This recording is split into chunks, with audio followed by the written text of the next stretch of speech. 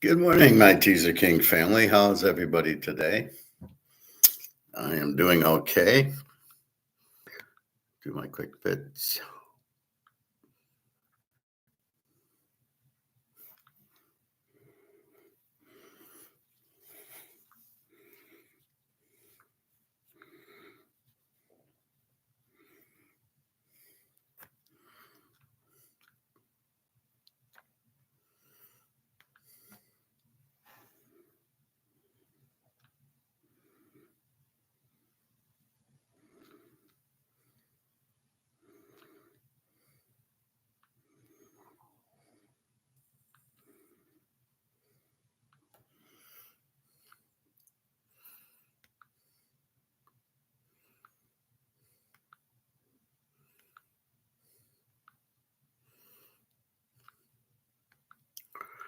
All right, let's start with our gold and silver. I read market close for June 18th day, whatever the hell that is, but yet the market's not closed as I came into here. It's still open. So we're at 33.85. Why it's being shorted is beyond. It can only be so people can buy it at a cheaper price. It makes no sense. Silver 36.89. It's still holding. It did get over 37 yesterday and for the last few days, which is good. Um, so we will see. We'll see what happens, but it should go up. We understand the reason is the dollar is going out, and the only thing you can have is gold and silver. You can't have stocks or bank money in the bank. Bitcoin, none of it will hold except for gold and silver because you can't print it. And, I don't really know who's stupid enough to short gold when the whole world wants it and the money's printed to death. But there's idiots everywhere, isn't there? So let's get silver back to 37. And let's see when it hits 50. I did buy my friend 2.5 ounces of silver yesterday. She gave me $100. So I didn't know what to do. I didn't really want to sell my gold to her for 100, or my silver. So I went to the store and it was 39 ounce because silver was 37. And so 2 ounces got me to about 78. And then a half an ounce was 20. So that was perfect. So it got me to 98. And then I went and bought 6 ounces. I had 200 and it bought me 5.5. So I said, well, just give me 6. And off I went. I mean, I can't resist.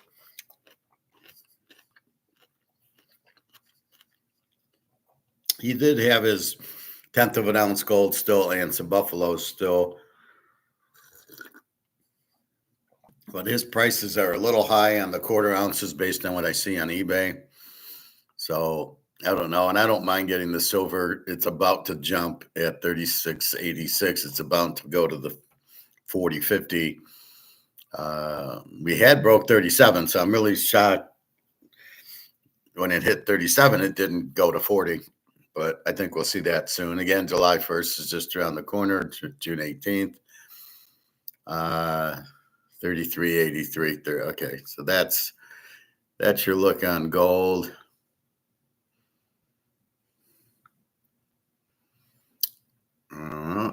Let's look at the Dow today. Is this open? It looks like it's open. It's up $200. I don't know anybody stupid enough to put money into the stock market, but I think this is where the 401ks come in. I don't think anybody's putting it in. I just think if you're working, you have your 401k and they match it. So everybody's so excited that they're matching up. But they missed the bigger picture. It's not worth anything and the stock market's going to crash. So I think this is an automatic thing. This is put your money in a 401k at work and we'll match it. So everybody does it, which goes into the stock market. That's why the stock market's so high, not because of any intelligence of playing the stock market, but because they get the matching at work, they play it and they're like, oh, I get it matched. That's what I want to do. Look how much money I'm making. You're not making anything because it's worthless. Why do people who have $500,000 think they have money? This I just shake my head at. You might have $500,000. It's not worth anything.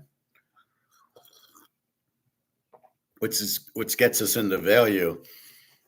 So how much is this $5 euro worth? Well, it's worth €5. So we know it's worth €5, but what does €5 buy you? What is the value of the €5? Well, it says 5 on it. Okay, but what does it buy you? A pack of gum, a gumball? I mean, what does $5 buy you is the whole point of the value of the money. And the value's been dropping. It's not worth anything. It doesn't buy you anything. That's the problem with money. It's not worth anything. And that's the key to it. So it's not like well, I got $100 or I got 500,000. It's worth 500,000. But what will the 500,000 buy you? Nothing. Not what it used to be. And that's the exercise. So somebody with 500,000 in their 401k think they have money, but they don't. It's not worth anything. So that's the value of the money is worthless. It's gone. Doesn't buy, a pack of Oreos is $7. That's the value. It used to be 2.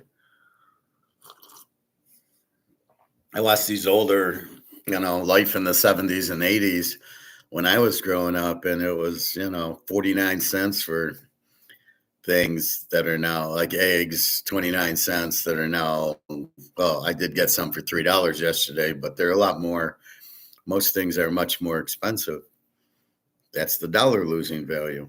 So anyway, that's what you really got to understand. You might have 500,000. What's the 500,000 buy you?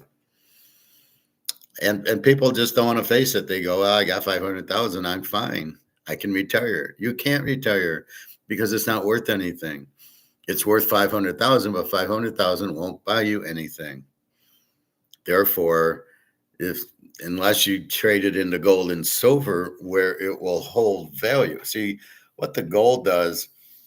Okay, we just saw gold at 33.85 or whatever. Well, the gold's going up in value, so it allows you to buy. So you're still buying the Cheerios at the $2 because the dollar dropped, but the gold went up. And so you can still use the gold and buy as much as you could 10 years ago. Because the value of the gold has gone up. What will an ounce of gold buy you? So on one hand, we say, well, what does $100 buy you? And it doesn't buy you much. Well, what does an ounce of gold buy you? Well, it buys you a shitload now. Now it buys you $3,300 worth of goods. It used to buy you $35, and then it was $1,900. I showed you that receipt, $1,900, 2022. Gold was really $1,873 an ounce. Now it's 33. So you can see the value of the gold has been going up, just like the groceries, just like the Cheerios and the Pop-Tarts. They've been more expensive, so has gold been more expensive. So yes, we know the dollar is worthless, and the things, it takes more dollars to buy Cheerios and Pop-Tarts and gold and silver. Now, silver's still sitting there at ridiculous. I mean, even it was like 37 yesterday. I paid 39 an ounce. I'm still singing and dancing all the way out. I said, well, I gotta get it before it hits 100.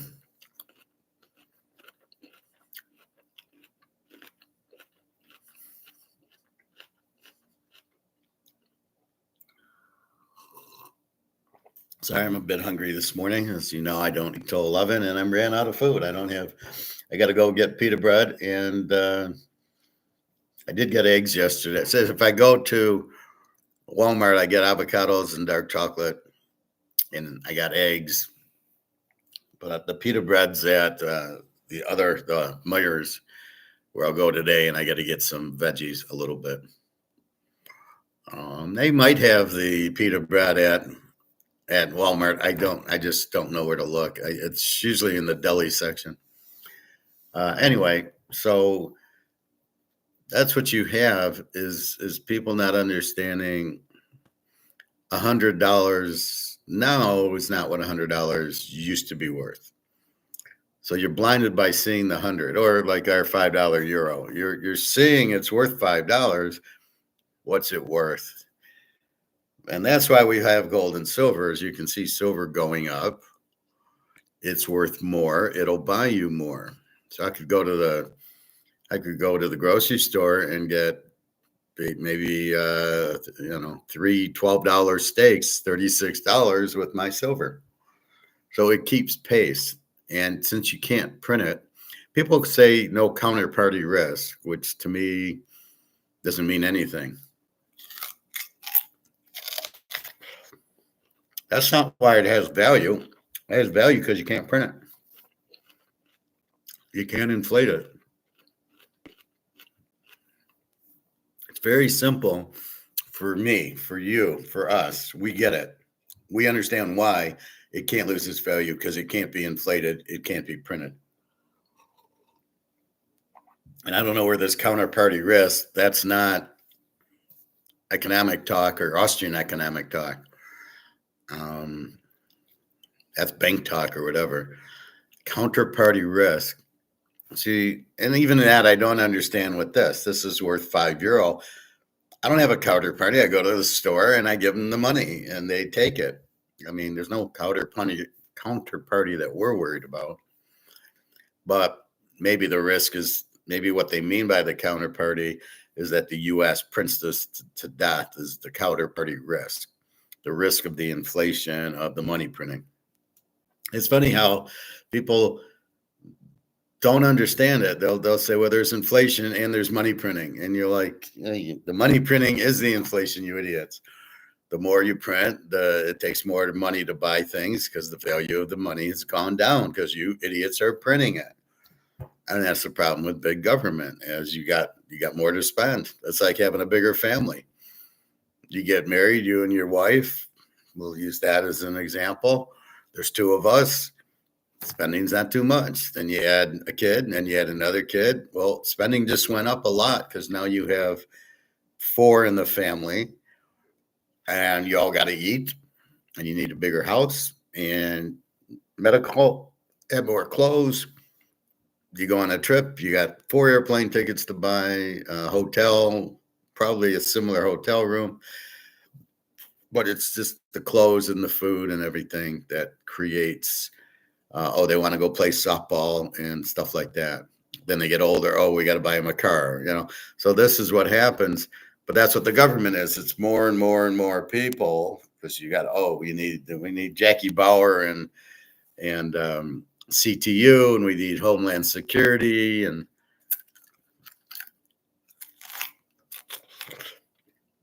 we need to hire Chloe and what's his name? And Tony and Michelle Dressler. We got to hire all these people, and they're expensive. So the more people that the government hires, you got to pay for it, but they don't produce any revenue. So it's just more and more costs, which is why big government will break you. Because how do you pay them? Oh, well, we got to print the money. Well, we know that doesn't work. It makes it worth zero. That's Keynesian. Government spending. And we just sit there and scratch our head going, we don't want government spending. We want business to spend. Businesses produce a product. GM, they make cars, they sell them, they get revenue, and they pay all their employees. That's what we want. That's how a country works the best, is when you have companies selling products. Hey, Shire. I'm glad you're back. Welcome, and I hope you're well today. Any questions, comments, please feel free. Right now, I'm just talking a little bit about money, and then we're going to get into baseball, stuff like that. I did do an NFL thing on week 1 where I went through the stats now. So I added some trends that we can and cannot use, but they're there. Same thing in college football. I looked at last year's ending defenses and rankings, if they're a good team or a bad team or whatever. So I did that video the other day and added that.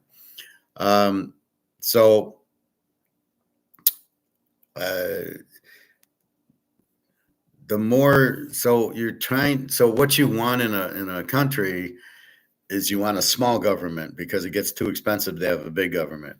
And then you want strong laws that protect the businesses, and you want very low taxes because you want to keep the spending in the private sector. Oh, I'll open up a business, and then I hire people, and then people come and they save money because there's competition, and we keep going. And the more private economy, the better.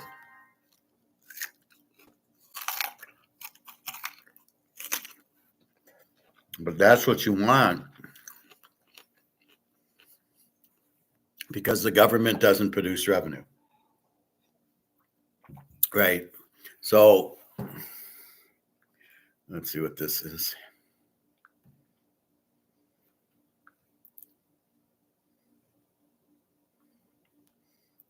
What is this? I haven't talked to you for so long. What are you doing now? I have no idea who this is. I mean, what is that shit? So anyway, the more in the private sector, the better the economy, because they're making profits. Right? You open up an ice cream shop to compete with Baskin Robbins and Dairy Queen. You have revenue. You have employees. That adds to the economy. In the private sector is the key. In the public sector, you're fucked. Oh, we added the Department of Education. Well, yeah, and then how do they pay for themselves? Oh, well, they don't. We just print money to pay for them.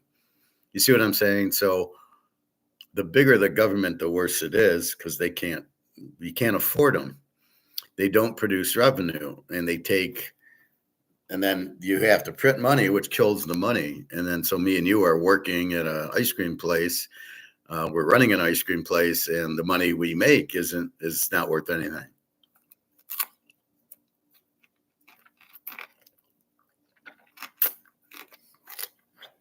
So why do we want to? The bigger the government, the more money printing, the less it's worth.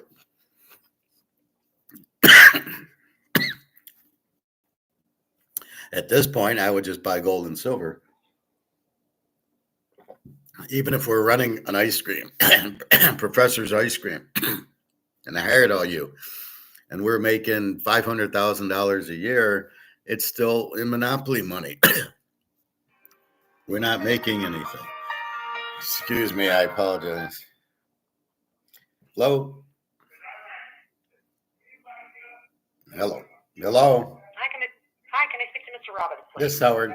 Yeah. Hi, Howard. This is Dawn calling you back from the leasing office at Pavilion Court. Hey, Dawn. I wanted to reach out to you. Hi. I wanted to reach out because I do see the service request that you put in, and when you did you put these in on your resident portal? Yeah, it says where you can add work orders. So I did them separately. I did the kitchen, and then I did the bathroom. Right. But they didn't do the bathroom yesterday. Right. They were on 2 separate work orders, and I'm not entirely sure why both of them weren't addressed at the same time, but I did turn those over to the service manager. In the future, where you have access and entry notes, and you have checked permission to enter. Okay. A lot of times on our service technicians app, they don't see where you put call first. They see permission to enter, and it shows up on their page as a yes or a no. Okay. So if you don't want permission to enter, do not click the OK to enter. Leave that blank. Well, I would prefer to Or be do you just put home. no? I'd prefer to Sure. be home, and then we could have addressed the second work order going, hey, how about doing that? But I just Sure. But don't really like people in my apartment no, if of I'm course, not and that's here. why it asks you to enter in Okay. your preference, whether it's okay to enter yes or no. So in the future, put no. Yeah, not a problem. If you don't want permission to enter, obviously in the event of an emergency, we would enter the apartment, but just standardly, you would be contacted or, in an effort to make sure that either you're home or what your request is at that time. So I did turn over the second service request to the service manager. Okay. I do see that, the kitchen work order was completed, whereas, the primary bathroom was not. Like I said, I'm not entirely sure why they weren't both addressed, but I did turn that over to the service manager and made him fully aware of it. Is there a reason they used half my Ajax up? I cannot answer that because they should not have. Yeah, I just got a new bottle, and I just looked at it, and it's like half full now, and I'm like, well, what did they do? Because I had the one that was open, and it's kind of like, wouldn't they bring their own stuff, or why they even need it? I apologize for that. That's I can't okay. explain why that was done, but the service manager will make sure to address the technician on that. Yeah, please do. Absolutely, and I do apologize, but we'll get someone over there to take care of that second issue. Before they come, they are fully aware that there's no permission to enter. Okay, so that's fine. And then the other issue with the people up top. Yep, that's being addressed. Yeah, I mean, I just they got better on the weekend, but it's like the girls here more often, and the dog barks all the time, and then they're leaving the dog on the porch in the upstairs, right? So they have the porch. Okay. Then you walk by, the dog barks, and it's louder because it's right on the porch. So when he barks, it's like it's in my living room, and people, I'm doing my class, they're going, do you have a dog in your place? I go, no, it's outside. So it makes it hard. Plus, I need to study and concentrate, and it makes it very difficult. So I do notice her there more. So I know he's supposed to be there alone without a dog, and he's not paying for it. So just an FYI that they're here more often, and the dog seems to be here every day now. Okay. Where she was only coming on the weekends, but they were pretty quiet on the weekend. I was able to sleep, although I did email Sunday night where they did. It sounded like they turned on the washer machine or dishwasher, something, because you could hear the things going, and it was like 11 o'clock. It was Sunday night because I was trying to get to bed early, and you could hear it. And I don't know, I'm just a finicky sleeper where I need quiet. So that I was. understand that, and unfortunately, I mean, a lot of times that is challenging living in an apartment. Yeah. But the other issues we are in process of addressing. Right, that's not that big of one because I was able to get to bed pretty much on time, but it's the dog is just absolutely ridiculous, and they have calmed down on the music and the TV a little bit more, and I think they're more conscious of after 9 or 10 o'clock. They are much more quiet, but it's just they've got to realize the walls are thin, and and I'm always trying to keep my TV down and not to interrupt them, although I've never had an issue where my TV was loud. So, and plus I'm on the bottom floor, but I just want to live here in peace and quiet and just relax. And they're making it hard on me, unfortunately. And anyway, that's about it. I just wanted to address all that and go on. So I will look for the guy to come out to do the first major bathroom, and then hopefully the people understand it's an apartment, not a house, and they got to be a little more quiet. Right. Yep. As far as the service requests go, I have turned that over to the service manager, and they've been made aware that permission to enter is not granted. So what I'm going to do is I will go ahead and I'm going to edit that one now. Dude, I'll be right with you guys. All right. Thank you so much, sir. Have a great day. Thank you very much. I appreciate all of you. Bye-bye. You're welcome. Bye-bye. Sorry about that. That was the apartment between the noisy neighbors, and I had a work request to clean my sink out. They came and did my kitchen sink. They didn't do the bathroom sink. But I apologize for that because they're extremely hard to get a hold of. When you call, they very rarely answer the phone. So I apologize any inconvenience of that.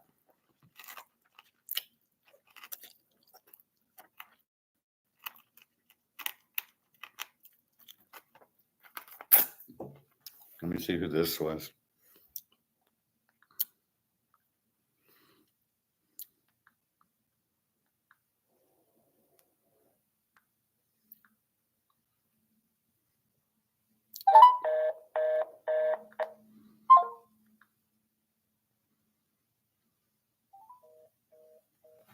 I don't know. Anyway, where were we at? So this is why when I go through the powers to become a financial power, to be a good country, you need low taxes because we got to keep the money on it for ourselves because we go to work, we make the money, we pay our employees. So the key is that we make money to pay the employees. The government doesn't make any money but has to pay the employees. Free trade is the most important thing you can have because it expands your business. So I'm on eBay and I want to sell my Canadian club.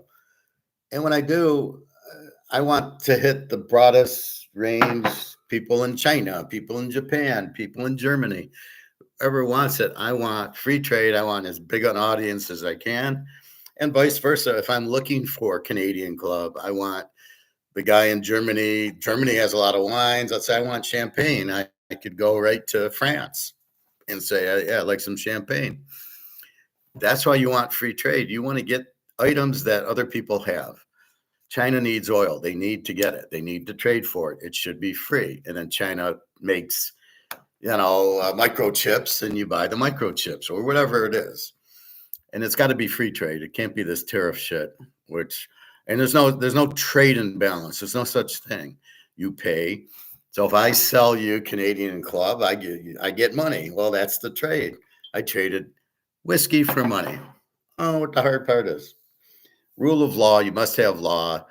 Like here, the people are noisy, the dog barks, and therefore the rule of law is you got to be quiet. You can't have the dog be barking and the whole thing. You have to have that. You have to have that rule of law. I have to pay rent. I have to be quiet. And so you have all that. So they have laws here. They have laws in the state, in the federal, and you got to obey by them.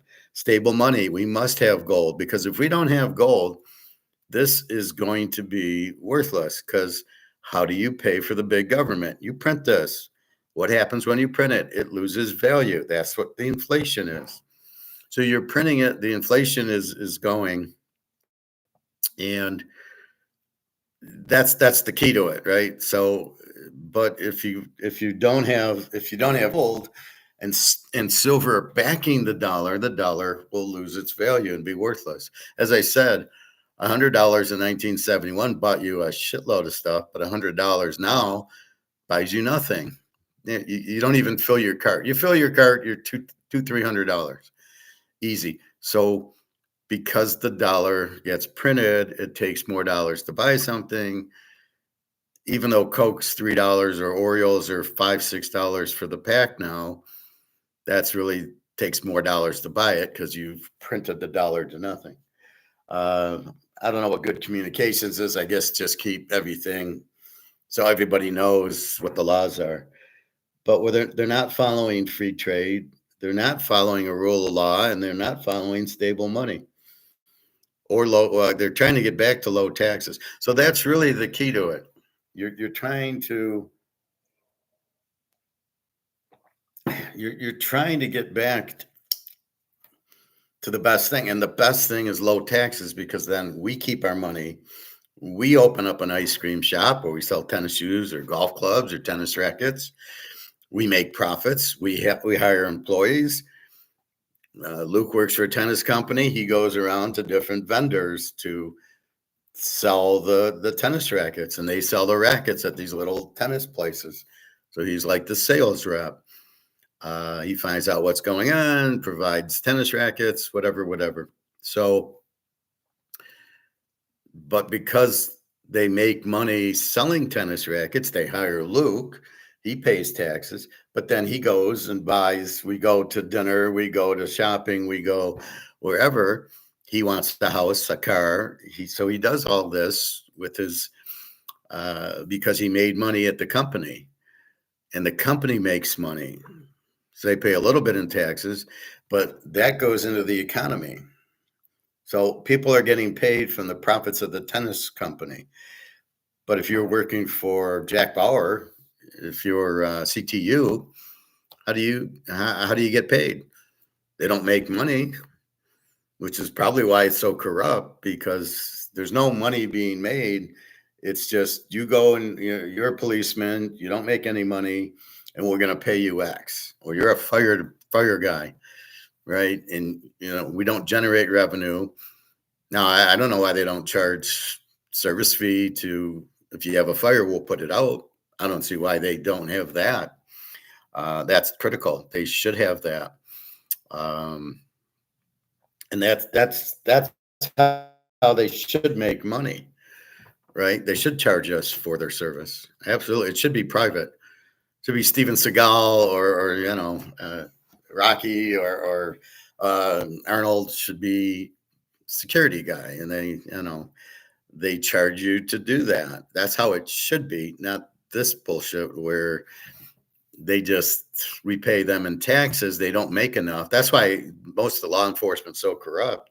You make $40,000, and then the mafia guy says, "I'll pay you $5,000 a month, which is $60,000 under the table, and just make sure I'm taken care of." And of course, sure, you're paying me, I take care of. And that's gone up to the lobbyists, who now give the money to the governors and senators and Congress. Say, here's $1 million, make sure you vote for what I want. And this is the problem with government, because it doesn't produce revenue, and they got to beg for taxes, and then they got to go print bonds to pay their expenses. What is that? So now you need bonds to pay the expenses. I mean, that's just ridiculous.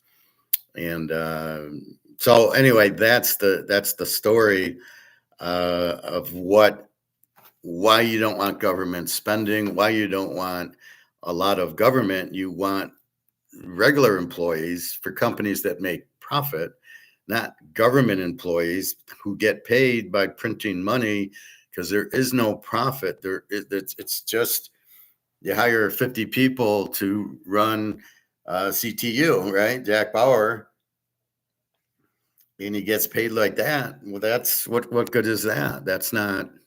How does he make where does the revenue come from? Oh, we'll just print it out of thin air. And when it gets too big, they print too much. The money's worthless. That's why it's got to be backed by gold. That's why you have to have small government. All right. I think I nailed that pretty good. Let's look at.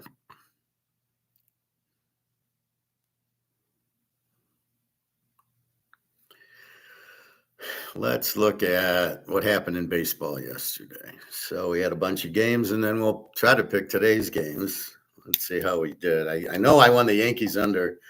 That's about all I know. So let's go through it. Miami beats Philly 8-3. I had Philly. Philly loses to Miami. Loser. Pitt under 8. They score 7-3 Detroit. Another Detroit, you never know if they lose 3-0 or score 7. Washington over 9, Colorado won 10-6. There's a winner. The Yankees under 9, California beat them 4-0. How do the Yankees can't score? I mean, does Aaron Judge and Goldsmith are not on the team? It's just amazing. I played Toronto. They did win 5-4. I played Cincinnati. This was the lock. They did win 6-5. I was surprised it was this close, but they did win. Atlanta under 8.5, and they win 5-4 in 10 innings. Again, I'm getting 10th inning. This is the second or third time in the last few days. I had the game won in the 9th, and then it goes into overtime, and then they scored 9 when it should have been 8.5. Tampa Bay under 9.5. That one, Baltimore wins 5-1. That's a winner. The White Sox under 9. Nope. St. Louis 12-2. That's a loser. The Cubs over 9. Nope. 5-3. It's amazing the White Sox play an over game and the Cubs play an under game in Wrigley. Texas under 8.5. That's good. 6-1. Seattle, they win 8-0. Ric Flair, Brian Wu gets us a W. San Francisco, Cleveland wins 3-2. Robbie Ray 8-2 with the 2.68. That's a loser. And Oakland over 11, 13-3. That's a winner. Now, I didn't bet every game. Let's go through that. Philadelphia, 2 units. We lose. The Yankees under 9. We win. Cincinnati, the 3-unit wins. Atlanta under 8.5 loses. Seattle wins. San Francisco loses. So we go 1-1, 2-2, 3-3. We make 1 unit because we bet 3 units on Cincinnati, and the others were 2, and Cincinnati wins. So we plus 1 unit. Overall, I mean, it's baseball. That's why you bet it very small, and it's just like explain the Yankees getting shut out. Can you explain Miami beating Philadelphia? It just in football that would never happen. If Philadelphia Eagles go to Miami and play the Dolphins, they're going to win 10 times out of 10. Right? It's a winner. That's it, guaranteed. But what you have here is who played, and Bryce Harper didn't play, and the pitcher sucked, and all of a sudden my Philly can't hit. I mean, it's very frustrating. All right, today 4:10 first game, Boston at Seattle. So now Boston's been traveled in Seattle. This is their 3rd game. Boston 126.5. Garrett Crochet 6-4 at the 2.24. Luis Castillo 4-4 at the 3.29. Normally I'd play this under, but the total is 6.5. I can't play Crochet and Castillo over with the 2.24 and the 3.29. So I'm either got to pick a team. I'm going to play Boston, but this is a point where I don't like the play. Now I'm not betting this, but I don't like the play. So here's Boston. Philly goes to Miami again. Philly minus 168. Ranger Suarez 5-1 with the 2.32. Adam Azor 0-0 with the 0-0-0. I'm going to go with Philly, and I'm going to go 2 units because I like Ranger Suarez 5-1 with the 2.32. He was like 13-1 last year with like a 2 ERA. Then he got a little banged up and he kept pitching, but he's very good when he's right and he's healthy. Pittsburgh goes to Detroit. We've got Detroit minus 295 and 7. That's crazy. Andrew Haney, 3-5 with the 3.33, goes against Tarek Skubal, 7-2 with the 1.99. So the obvious bet is Skubal, but you're laying almost 300. So we're going to go under with this. Under 7. I'm not going to bet it because Detroit will score 10 if I do it. But the correct bet normally would be Skubal to win. But at 300, you can play that. Again, you're not betting a lot. Or the next play would be under because Andrew Haney at 3-5 with a 3.33 should keep Detroit in check. Let's see if he's a lefty. Because the manager switches his lineup. Yeah, this is another lefty. Okay. Yeah, we're gonna put 2 units on this. Because then 3 or 4 of their best hitters are lefties don't play. This is how smart the manager is, right?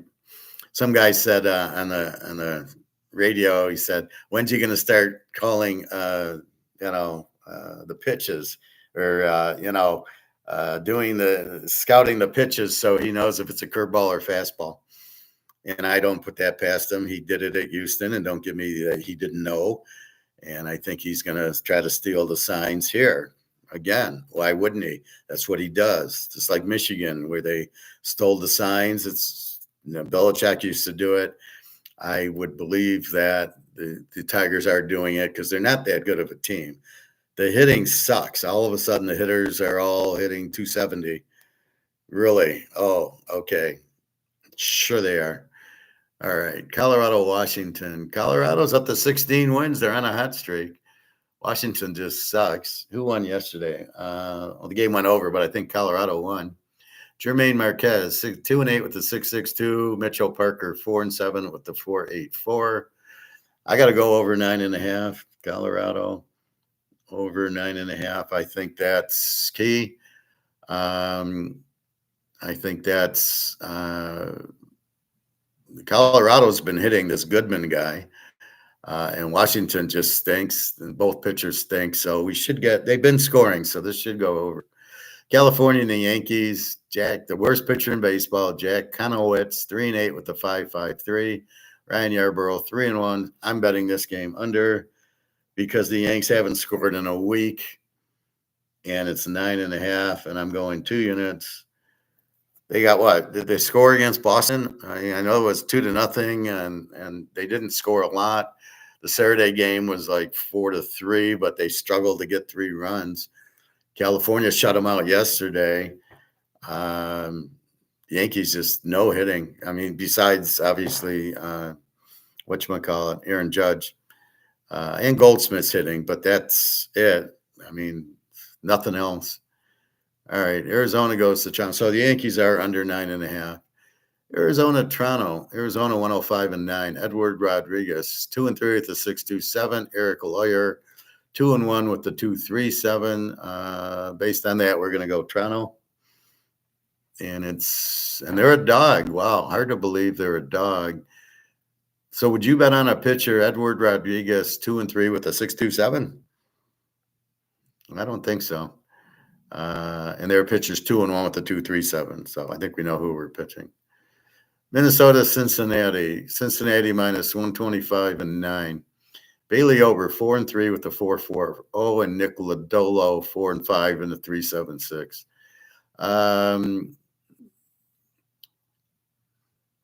Well, I think it went over because it played. No, I think we won with it yesterday. Yeah, we did win. We had Cincinnati 5-4 or something. I think we'll go over in this one. Cincinnati's got hitting. Cincinnati over 9. We'll go 2 units. I like how the Tigers were crying because Cincinnati won the series off of them. The Tigers keep making a big deal out of winning series. You know, they win 2 out of 3 or something. Like, that's supposed to be a big deal. It's how many games you win. And they're upset. They're crying because they didn't win the series, Cincinnati. They must have caught them stealing their signs and switched up on it because Detroit didn't hit very well. But, yeah, it's definitely what's happening for the Detroit to hit the way they're hitting. They're definitely stealing signs. And this guy knows how to do it. He's the master of it. He won a World Series with Houston with it. The Mets at Atlanta. Atlanta minus 198.5. Paul Blackburn 0-0 at the 6.75 against Chris Sale 4-4 at the 2.79. We're going Atlanta. We're going 3 units.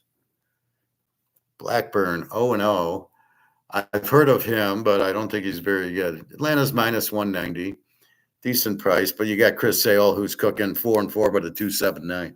So we'll go Atlanta here for 3 units. Baltimore, Tampa. We got Baltimore 102-9. Trevor Rogers 0-0 with an 0-0, and Ty Bradley 4-5 with the 4.35. Baltimore scored a lot of runs. Let's go over in this game. Baltimore over 9. No bet. All of a sudden they start scoring. So I try to look at the streaks of if the team's hitting or not. Like the Yankees aren't hitting. We're going under. Other team, Baltimore started hit. Tampa starting hit. So we're going to go over. St. Louis put up 12 yesterday against the White Sox. St. Louis 175, 8.5. Sonny Gray 7-2 with the 3.84 against Sean Burke, 3-7 with the 4.71. We'll take St. Louis to win. St. Louis for the block. Milwaukee and the Cubs. The Cubs 150-8. Jacob Mizorowski 1-0 with an 0-0. James Talion 7-3 with the 3.48. I like the Cubbies in this game.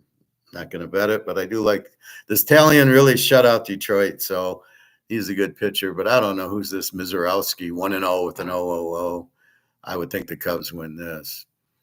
KC and the Texas. Texas isn't scoring. We had Texas under yesterday, and it won. Chris Bubek, very good. 5-4 at the 192. We're going to go under in this one. Texas under 8. And yeah, let's play it for 2 units. What the hell? It's only Monopoly money. Bubik with the 192. Texas doesn't hit. I mean, they got 16 runs once, and that was it. Cleveland at the 49ers. We had the 49ers, and they lost yesterday. Cleveland, good bullpen. 49ers 145-8. Logan Allen 4-4 with the 4.28. Verlander going. He hasn't gone in a while. 0-3 with the 4.33. Logan Allen, pretty good. We're going to go under. San Francisco under 8. Let's see how many innings Verlander goes. Hopefully he gets us 5 and shuts down Cleveland. Houston and Oakland, we had the game over 11 yesterday, 1. We got Houston 169.5. Framber Valdez, a good pitcher, 7-4 with the 3.10 against Luis Servino, 2-6 with the 4.47. We're going Houston. And the last game, the Chargers against the Rams in LA minus 209.5. Stephen Kolek, 3-2 with the 3.50 against Emmett Sheehan. Oh, no. Do I take? How is the Dodgers minus 2? I got to take San Diego as a live dog here. All right, 3-2 with the 3.50, but Emmett Smith is 0-0 with the 0.00. You can make him a 200 favorite. Okay, is Otani, did he get hurt? Is he playing? I don't know. San Diego's got a pretty good lineup. Hasn't been hitting well. That's it. So review. We got Boston. We got Philly. We got Detroit under 7. Colorado over 9.5. The Yankees under 9.5. Toronto, Cincinnati over 9. Atlanta, Baltimore over 9. St. Louis, the Cubbies, Texas under 8. Frisco under 8. Houston, San Diego. Now the bets: Philadelphia 2 units, Rangers Suarez. Detroit under 7. We've got Skubal. Yankees under 9.5. We've got somebody. Who's the pitcher?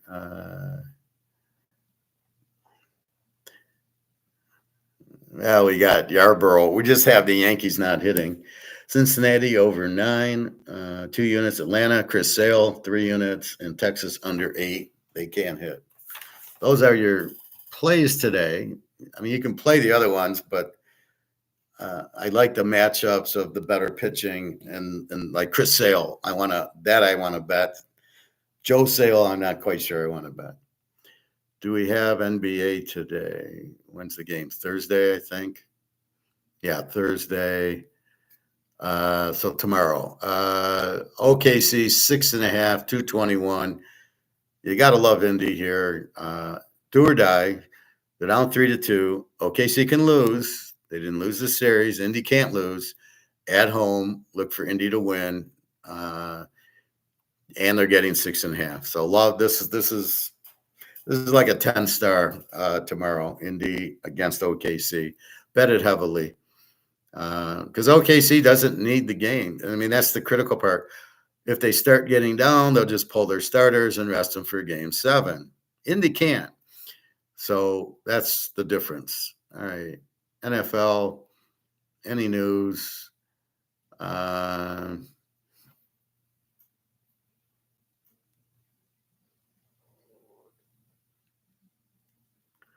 We don't care.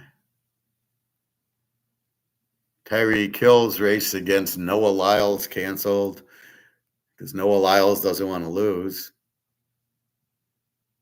Seahawks great Richard Sherman charged with DUI over a year after 2024.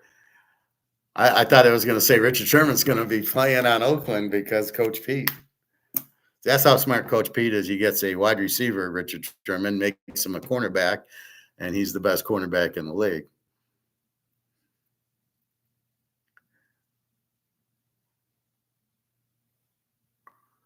Former Raiders first-round pick apologizes to family of woman he killed in car. Are you kidding? This is a headline.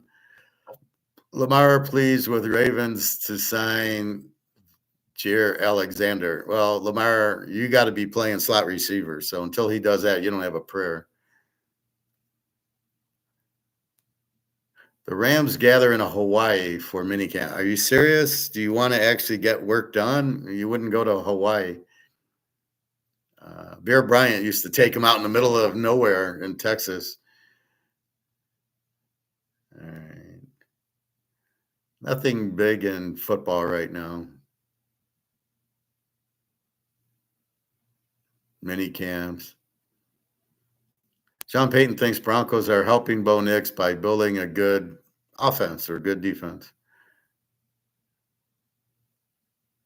All right, that's enough of that.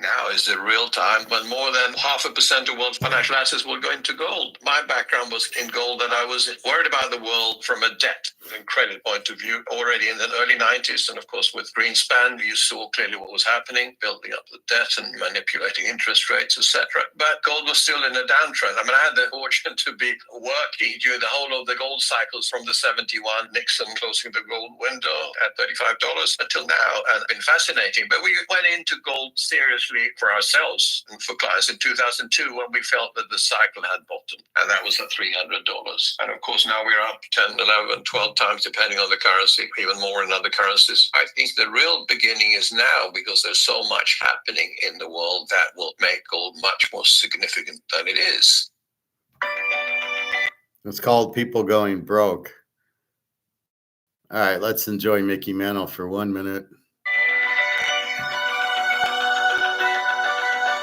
His 500th home run. It popped up.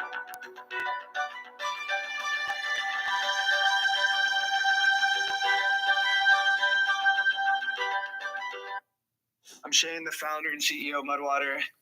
Gotta love Mickey. I was watching the Mickey, his story.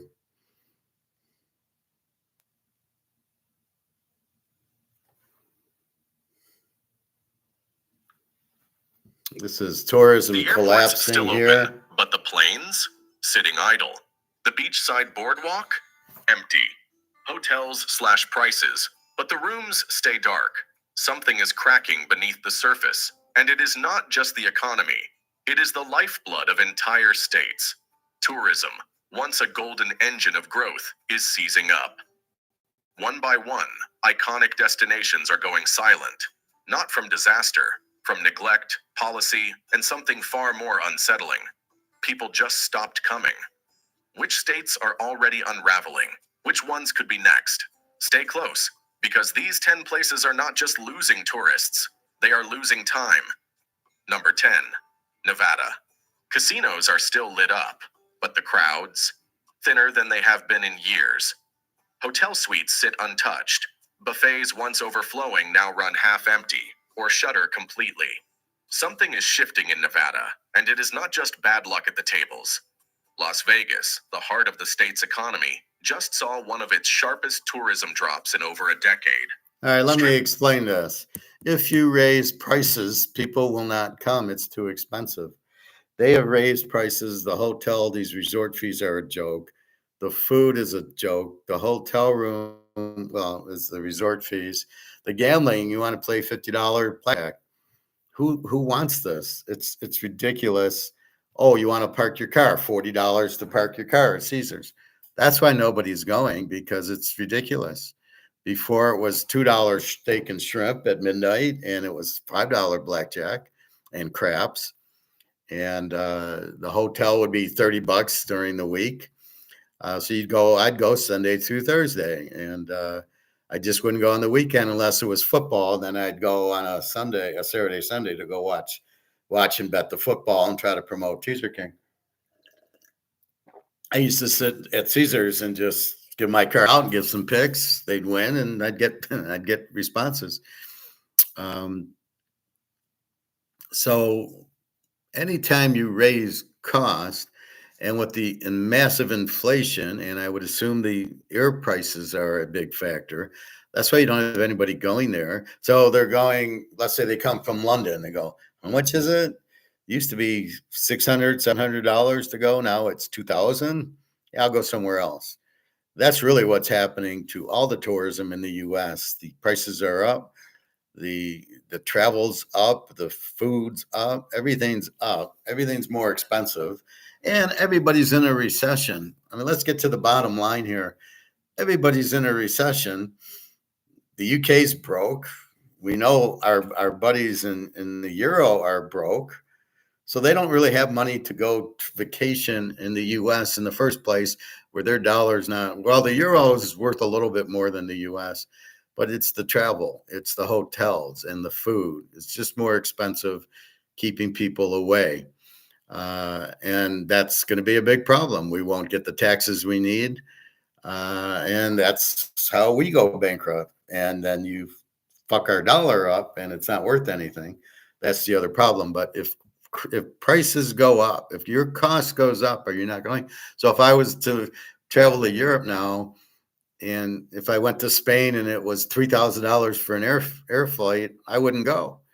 I'd go to where I could spend about $800-900, and that's kind of how it is. Hotel's a hotel, food's food, and I would do that. So when I go to Europe, I usually tell the girls, give me like 3 weeks notice so I can book the flight now, because if I book the flight for tomorrow, it's going to be $2,000 regularly. So I'm trying to get a good flight and hotel. The hotels usually aren't a problem because they're not 100% full, but the flight you want to get at least a week to 2 weeks early. So we'll see. But that's why Nevada, it's the casinos raising their price because they've sold the building and the land to Vanguard and these other people, and then they're raising rent on them. I don't know what they're thinking. We can't afford rent. We don't have enough people coming. And then what are they gonna get it? Are they gonna raise the rent and get it? I don't know. I probably should take that. It might be the maintenance guy coming.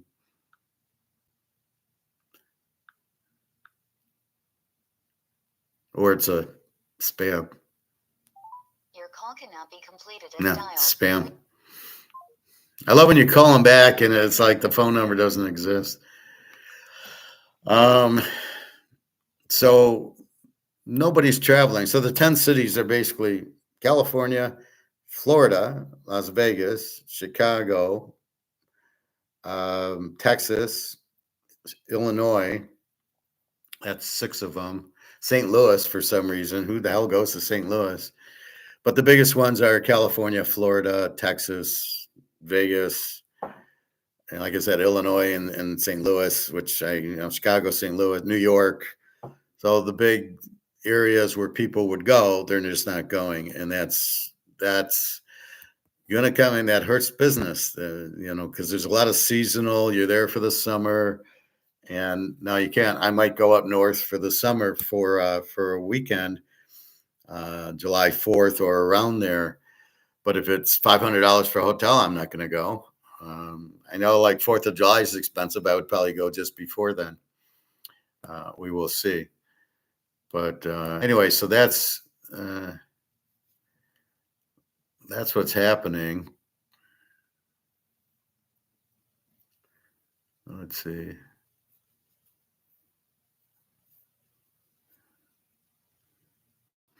So here's another. Well, we can continue with this tourism one. Everything else starts to crack. Even domestic travel cannot fill the hole left by international spending. Overseas visitors typically stay longer and spend more. And right now, that cash flow is drying up. So what triggered this sudden downturn? Some point to rising costs. Others blame global tensions, stricter border policies, and travel fatigue. Whatever the cause, the numbers do not lie. And neither do the empty hotel lobbies. What happens if this trend continues into next year? What happens if another storm, economic or literal, hits the state while it is already down? Florida may still look like a paradise from the outside, but on the inside, it is one canceled flight away from crisis. Number 7. New York. The skyline still stuns. The lights still shine. But look closer, and you will see something else. Quiet streets where tourists used to swarm. New York City, once the beating heart of international tourism in the United States, is starting to slip. In 2025, city officials had to revise their forecast downward. They expected 67 million visitors. Instead, So again, we get it. It's just the different cities. So again, but this is a problem because you're losing taxes.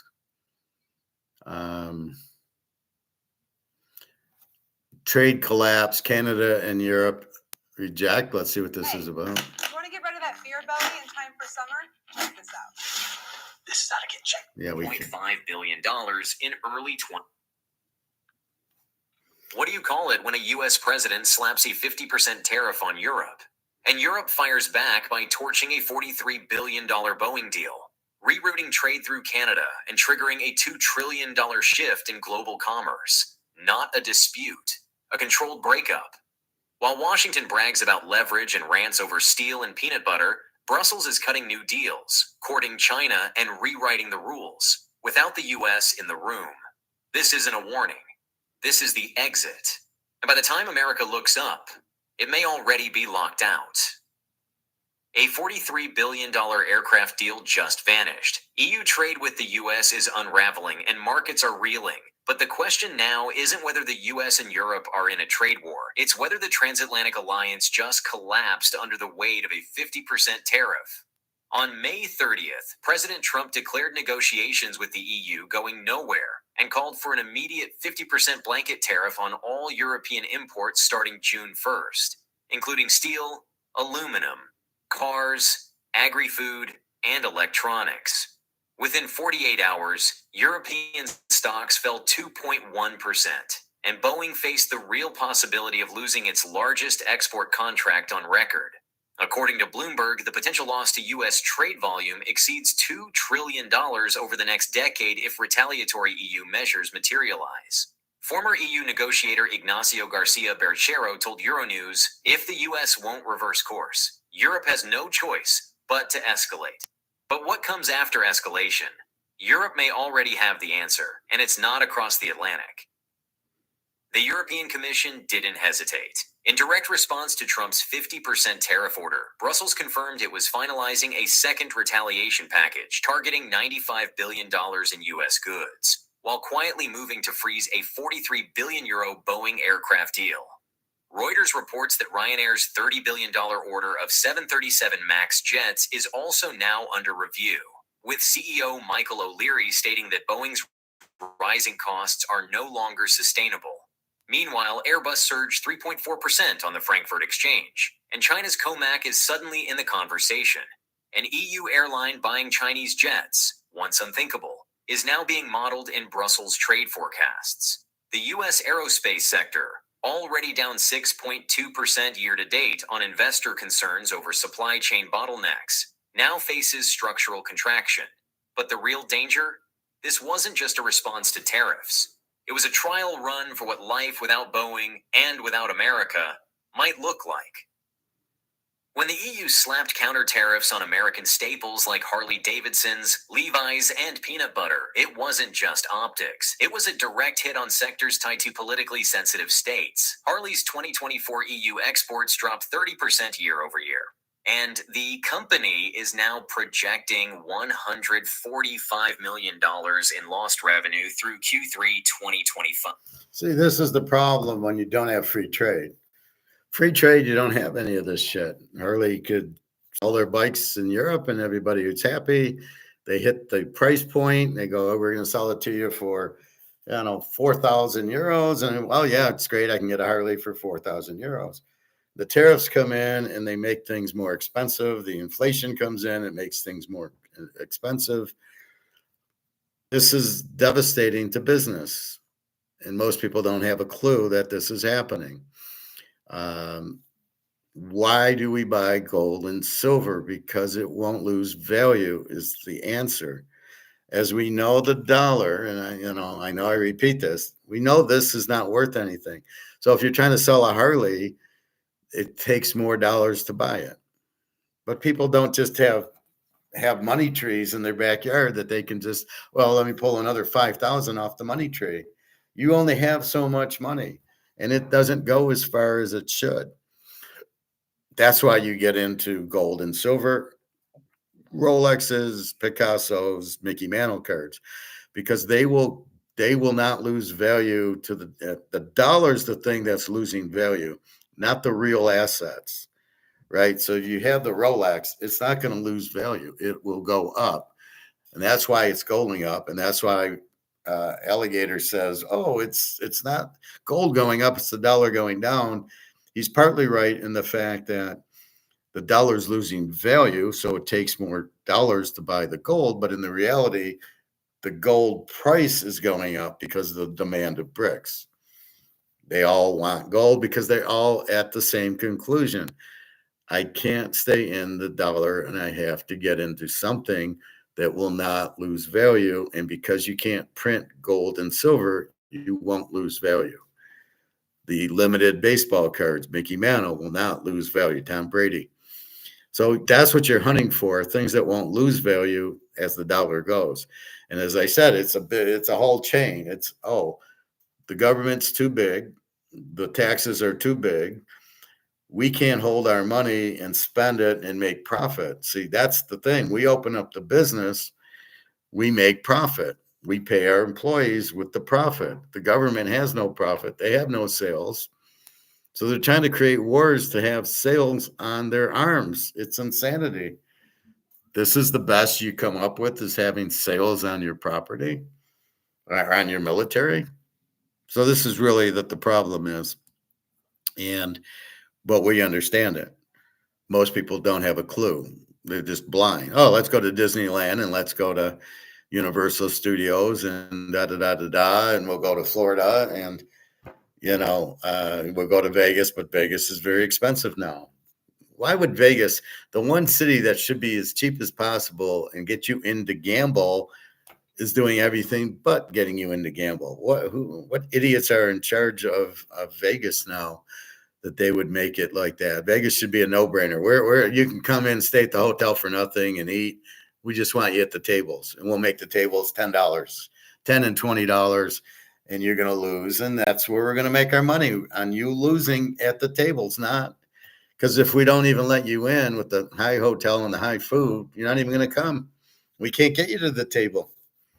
That's the biggest change I see in Vegas. They will be out of business very soon, most of the casinos, because they're a bunch of idiots that are running it. It's funny, when I go there, I want to talk to the manager. They never talk to me because I'd rip them out. I'd just say, you're a fucking idiot. But it's just that way. If things are too expensive, nobody's going to spend. It's not, as we went back to trade, it's not a fair trade to give $1,000 to fly to Vegas and stay at Caesars. It's not a fair trade. It should be $300 flight and, $300 during the week to stay 4 days at Caesars. That's a fair trade. Remember, they used to have junkets. You wouldn't even pay for the flight, but you stayed at Caesars and you had to gamble 6 hours a day and, $10 a bet, and then everything would be paid for. We just want you to gamble because we know you're going to lose, and that's how we'll get paid for it. Get you in the door and lose. That was the Twilight Zone episode yesterday. Franklin, and this is like 1960, and he's in Caesar. He's in Vegas, and he's the slot machine starts talking to him. It was hysterical. Franklin, that was great. I don't know why he threw himself out the window, but it was a funny episode. But that's what gambling does to you. It gets to your emotions, and then you got to gamble. And it's hard to be strong like we are and say no. I'm going to go with my bankroll, and it's very hard to win because the more you play, the odds are you're going to lose. So if you're very strong, you say, I'm only going to play the $100, and after that, I'm going to walk away. It's extremely difficult to do because you want to play. You don't want to win as much as you want to play. So when I'm playing poker and people don't understand quitting a winner, it's because I want to win. I don't want to play. I want to win. I'm here to win and make money, to go buy gold and silver. I'm not here to play. And that's the key, how I can win and most people can't. When I win in football, I'm here to win. I am not playing to play. I can just, not bet and still pick the games, right? If I need that action, I don't need the bet to get the action from the game and picking the winner. Like in baseball, like today, I took San Diego. I didn't bet it. Well, I still have the joy of the game, but I just didn't bet it. I don't have to bet them all, but I am playing to win. So I'm looking, okay, I'll take Chris Sale today. That one I will bet on, but St. Louis or the Cubs, I'm not betting on. But I still get the action of playing without making the bet. But most people want to bet. They want to play. They don't want to win. That's why losing's easier when you're betting sports or poker, because it's the bet, it's the action that they are doing. They're there for the action. And therefore, if you do too much action, it's very hard to win, because most of the time the odds are against you. Even in poker, you can have pocket aces and Fred's got a pair of eights and an 8 hits the board. And now you just lost with your pocket aces. That's what happens. That's what you got to protect yourself against. So that's what we do.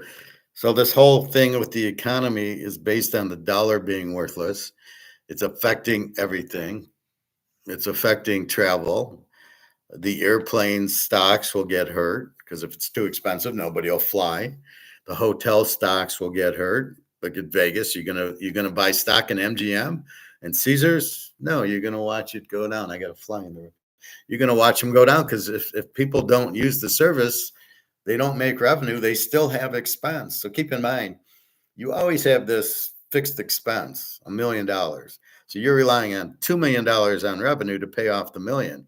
But if your revenue shrinks, you still have the $1 million. That's why you got against the stocks. That's why I scratch my head with the stock market going up. How the fuck can the stock market go up? Sales can't be going up. The dollar's worth less. Things cost more. What are you doing? So let's take a look. Let's take a look at the stock market. We'll go into eBay. That's always fun. So the Dow today is up $173, and you're just scratching it. No, it's not. This thing doesn't update. All right, now they're up 115. I have no idea. It's a joke. Gold, on the other hand, is making a move. 33.91, silver 36.94. We don't know why it says market closed, but yet it's not. I thought it was for June 13th or whatever that stupid day is, but no. And so they're 33.91. Again, the 10 o'clock drop, which happens every 10 o'clock, and then it comes right back. So 33.90. So it had gotten to 33.93, down to 33.78, and then that's it. I don't know how a fly got in here, but what the fuck. So that's what's happening. And silver 36.93, so it's holding. Let's go to eBay, see if anything is going on there. I noticed silver was up on eBay. Everything was in the 40s. Let's see, 1 ounce silver coin.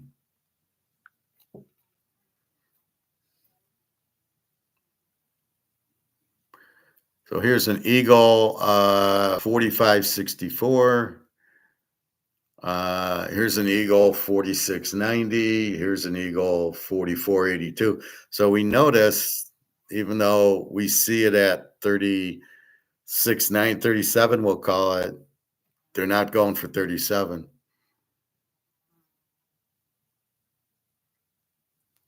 This is clearly a scam. Canadian $5 maple leaf, $23.99 from Malaysia. It's obviously a fake. It's a 1 ounce. It's a 1 ounce maple leaf. So this should be $40.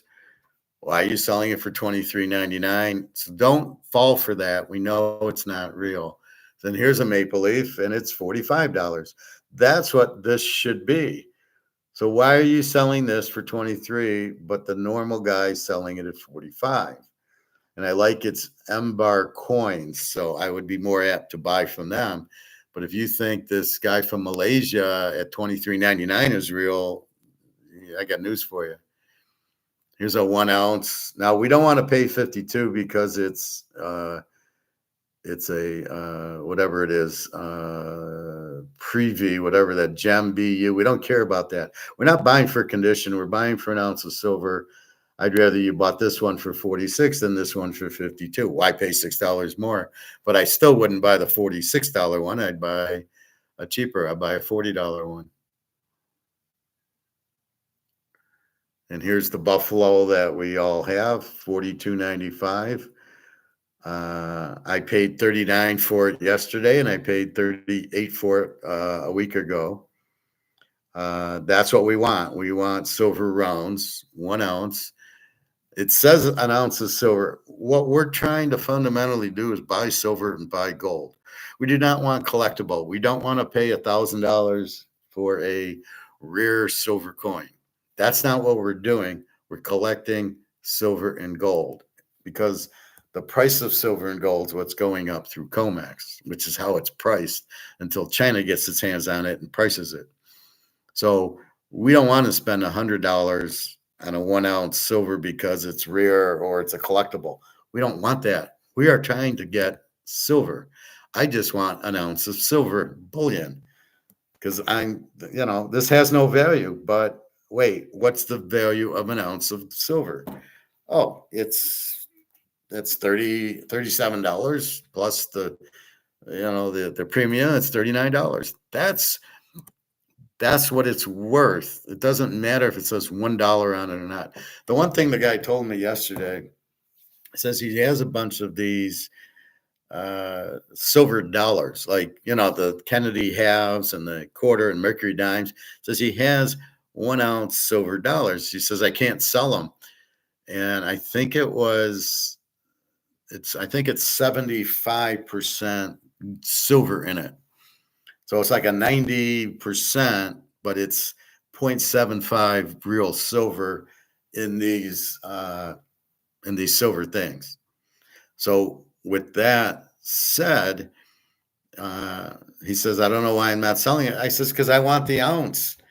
Why would I pay for a 3/4 ounce when I want the ounce? So I'd rather pay you $39 for a bullion ounce than $35 or $30 for a 3/4 of an ounce. Because once it goes and I go to Kroger's, they're going to have silver to give me change. So I don't need, this is not, this is not going to be where we're all going to barter with silver. No, we're going to use it to pay for things. All of a sudden, everything will be redone in silver and gold, or this will be now a 5 silver or 5 gold dollar, and then it'll have a value and we won't lose value on it. All right. So all of them, $40. Cougaran, $40. This eagle, $38. Silver eagle. Again, as long as it's 1 ounce of silver, that's all you care about. Now you worry about what the hell is this? 2021 1 ounce silver American 1 coin, $12.99 from Canada. Profit, what's going on in Canada? You guys are giving away your silver. Obviously, this is fake. $12.99. A lot of Chinese in Canada. So obviously, we know that is not a real silver coin. Please do not get fooled and say, oh, I can get a $40 coin for $12. You can. It's a $1 coin for $12. Don't kid yourself. This is more like it. 47.30, then you know it's a real coin. Especially if it's BG, if it's a reputable store, they're going to sell reputable stuff. So the one thing the guy did tell me about, like my Mantle card or my Joe Montana rookie, he says, I wouldn't worry about them like switching them or not being real with you. It's too much if you took a picture and the card comes back and it's different. You start posting on the internet, hey, these are crooks. Don't use them. They would lose too much business. So he says, I think we send a lot of coins to get graded and they come back and we're satisfied. So he says, I think like if you send a PSA that they would give you a fair grade if you send them. Now I would probably start with the Brady card because it is numbered out of 22 out of 399, or a LeBron James card, or that Brady card. That's that refractor. That's beautiful. I would start with those, but my Montana, it probably could be a 10 because it's a little off center, but we will see. But, as long as I get the card back, and I will take a picture of it and hope I get the same card back, then, so he seems to think they won't screw me on the grading.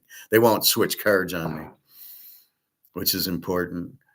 Again, $45 for Walking Liberty, $1. Again, is there 1 ounce of silver in it? I don't know. Mexico, one. I guess that's ounce of silver first year. So as long as they say 1 ounce of silver, let's look at this Mexican one. I assume that means 1 ounce. 1982, Mexico, lay 999. So I think it's 999 and it's 1 ounce. Again, we can't read Mexican. They love the eagles and the snakes, don't they? So that's my guess that it is 1 ounce.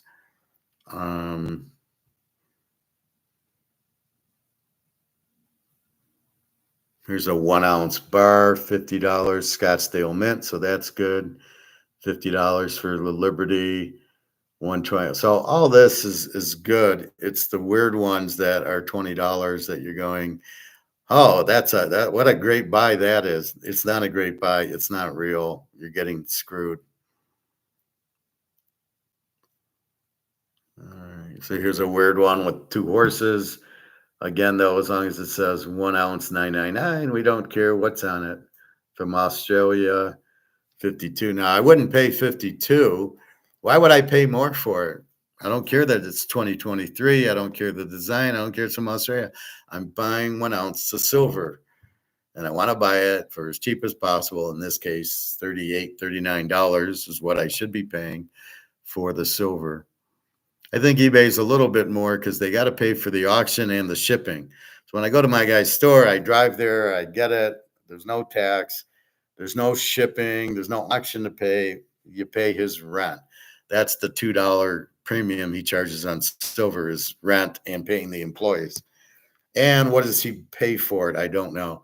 So if right now, let's say this Comex is 37, he probably pays 36. Charges 39, and that $3 is his keeping the lights on, paying the employees and stuff like that. Because you buy 10, 20 of them at a time, especially silver. All right, so let's go to our watch list. Always fun to go here. So we start off with a 1/10 of an ounce Maple Leaf 378. This is actually looks like an auction, so it's a bad one to have in there. Our Tom Brady card, 165,000 PSA 9 mints. So I'd happily get that. Again, this looks like an auction, 23 hours. Maybe not. Could be a buy it now. Here's a 1/4 ounce. This is very low, 901.87. They're going for about 1,000 now. Here's a Mickey Mantle rookie card. PSA 1, it's crap. It's bent. It's creases. $54,000. So if you go to a card show and you see a piece of shit Mantle rookie card, right? Piece of shit. And the guy says, I'll give it to you for $1,000 or $2,000, maybe even less. Buy it.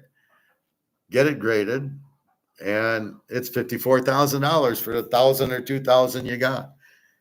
I mean, you got to be kidding me. That's what you look for. That's the thing of getting it graded. The grade means it's authentic, right? The grade says 52 tops mantle, the number PR1 and the code. So that says it's authentic. The item is out of stock.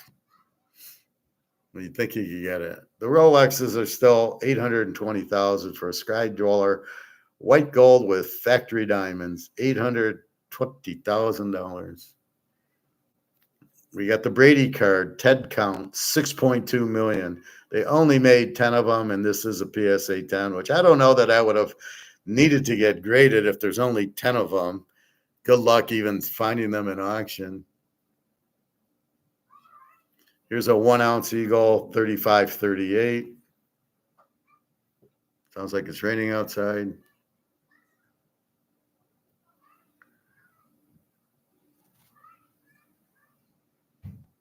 So here's a 1/4 ounce Eagle, 971. Jerry Rice rookie card, 82,000 PSA 10. Here's a Tom Brady rookie card, which is similar to the one I was showing you. It's 50,000. So that puts my card around 50,000. It's not the same card. This is a Leaf Limited. Mine's a Pacific. This is out of 350 and mine's out of 399. So it's similar. 1/2 ounce, 1,800. That's cheap. Here's a Mantle 65 tops World Series card. Hits a home run. 48,000. I mean, it's just unbelievable. And here's a Cougaran 3537 for a 1 ounce.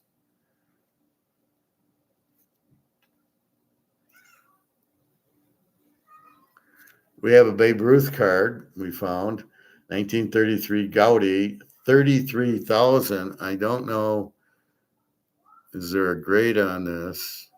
It's not graded. It's just authentic. 1933 Worldwide Gum Babe Ruth. It's trimmed. It's authentic. So it's a real card. It's not even graded. It's probably creased and you can see the scratches. But it's 33,000.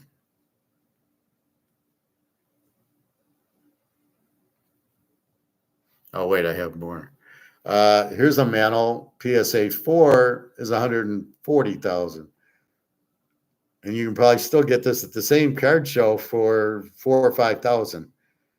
But you can see, so it's a little off center, but you can see because of the popularity of Mickey Mantle, you're going to get your money's worth. Here's a Bobby Orr rookie card, 8.5, 250,000. If you ever see this in a 10, just buy it at a show. But this isn't even PSA, it's SGC, 250,000. Here's my Bobby Hull card. I didn't have this one. I think I do have this one, but I showed the other. 4708 for a PSA 10. Seems a little low for Bobby Hull, but whatever it is. Here's my Brady rookie again. This is Bowman Chrome Refractor. This is a HG8, which I don't know what it is. $230,000 for this. So pretty. So I'm just hoping to get a PSA 9 out of it. But it should be a 10. There's nothing wrong with it. Here's a second year Montana. I got these for $5, the shows, and I made sure they're gem mint. Mine should be 10, $1,200, not a bad thing. Here's a Rice rookie, 110,000. You saw the other one was 88,000. Here's 110. So it shows you there's different markets for them. So that's eBay. So there's you run 10 auctions. You're not even running auctions. You're running 10. You're putting it out on eBay. It could be buy it now. It could be best offer, or it could be an auction. My advice, if you got a Rice card or a Mantle card like that, just put it out. Don't just buy it now, or best offer is what I would do. So I would put the rice card out at 110,000 or best offer. I would not fuck around with an auction. What are you gonna do? Put it out for 10 grand? You know it's going up to 90, 100,000. So just put it at 110 or 105 and just, or best offer, and then you'll get guys who are interested in it will do it. But those cards will hold their value against inflation because they're real. They're very highly demanded because they're PSA 10, and that's the difference. So you'll be able to, get the price will keep going as this keeps going down, and that's really what the point is. So that's what you're looking for, is assets, gold, the cards I just showed you, the Rolex that I showed you. That's what you want. Those aren't going to go down in value. They'll just go up as the dollar decreases in value because you can't print them, right? There's not a lot of PSA 10 mantles or mazes. That Brady card, if it's a 10, it's probably worth $1 million. I'm hoping it's a 10, the one I got. There's nothing wrong. I mean, the corners are sharp. The centering's not an issue now. Hopefully it's not nicked or scratched anywhere, because it is a refractor. It could easily scratch, but I kept it in that since I got it. But I don't know what happened before I got it. I bought it at a show. $150, steal of the century. It's all based on market. It's all based on demand. What is the demand for things? That's what you're looking for. That's why location for a house. If it, people say, well, land can't go down. Bullshit, land can't go down. The communists are saying, well, land can't go down. Yeah, if nobody wants it. I said, when I was young in the 60s, we drove to San Francisco, we drove to Vegas, and I immediately thought there was Caesars, and then there was sand. There was nothing next to the Caesars. And I said, boy, I'd like to buy the land next to Caesars. I'd make a fortune. But I was 10 years old and had no money. And I'm sure that land got very valuable. However, on the other side of the strip where there's nothing built, it's probably just dirt. It's sand. It probably isn't worth a whole lot. It might have went up a little because it's near the strip. But if you're 10 miles into the desert, your land's not worth anything.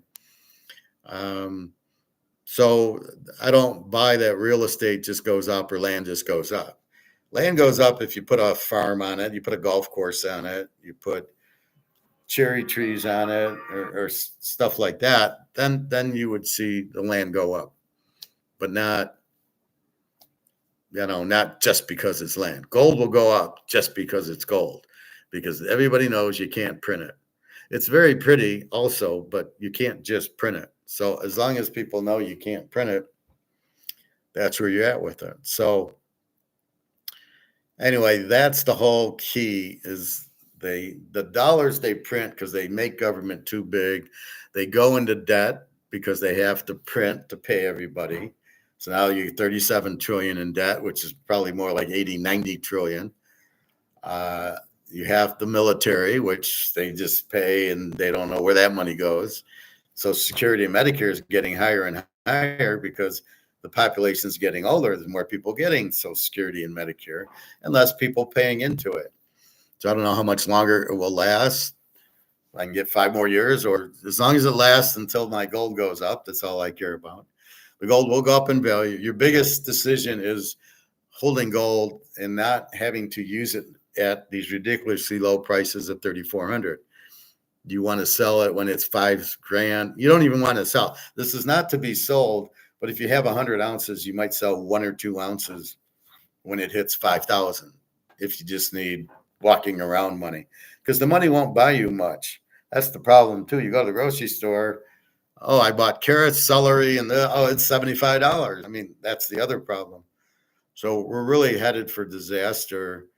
But all we need to do is switch to gold, which we don't have. BRICS has it all.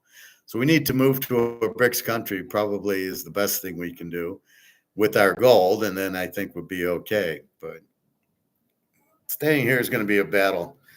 Trump's an idiot. He's listening to the wrong people. It's not a good thing with Trump. He doesn't understand. And Scott Simpson, or Bart Simpson, I'll call the guy, doesn't really know what he's doing. And again, the bullying. Oh, the U.S. demands that BRICS not go on the gold standard. Yeah, shove that up your ass, Trump. What do you mean you demand we don't go on our gold standard? Of course, we're going on the gold. No, we all bought tons and tons of gold not to go on the gold standard. Even if they didn't, they'd still have the gold, which should be worth a fortune. So anyway, I think that's about it. Any questions, comments, criticisms, please let me know.